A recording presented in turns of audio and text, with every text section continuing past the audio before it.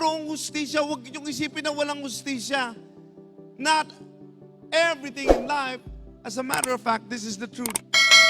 Nothing is free except ang walang bayad na regalo ng Diyos na buhay na walang hanggan.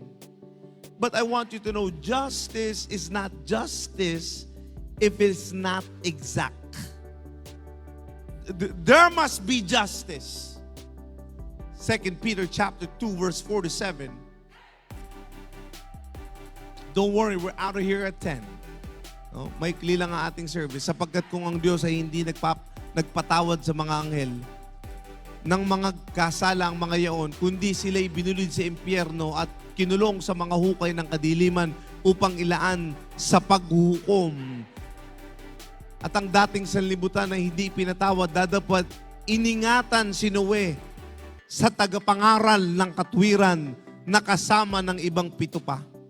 Noong dalhin ang pagkagunaw sa sanlibutan ng masasama at pinarusahan niya ang pagkalipol ang mga bayan ng Sodoma at Gomora at pinaging abo ng maging halimbawa sa mga magsisapamumuhay na masama. At iniligtas ang matuwid na si Lot at lubang naghahapis sa mahalay na pamumuhay ng masama. No? Mga kapatid, I want you to know that God will not think twice about exacting judgment.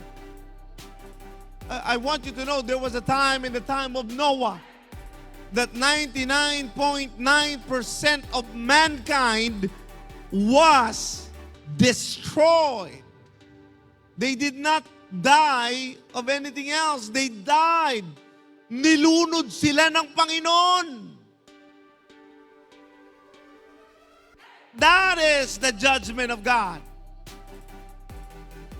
Nung panahon ni Lot, ang buong bayan ng Sodoma at Gomora, dahil hindi nila tinanggap ang katotohanan, sila ay ginawang abo. One time I was watching the National Geographic. They were looking at Sodom at Gomorrah in the place near Turkey. They said, naroon pa. Wala namang bundok doon. Pero naroon ang asupre. Why is there a lava there? Why is there molten lava there? I don't know what the angels did. Pero ipinadala para hukuman, sunugin ang buong Sodom at Gomorrah. And they were burned to ashes.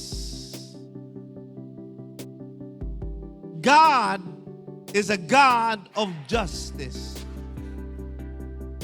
2 Thessalonians chapter 1 verse 8 to 9. Na maghihiganti sa hindi nagsisikilala sa Diyos.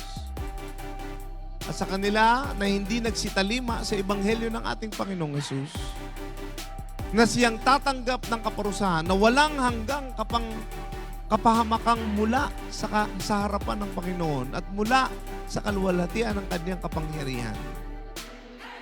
Mga kapatid, vengeance will be to those who could not accept Christ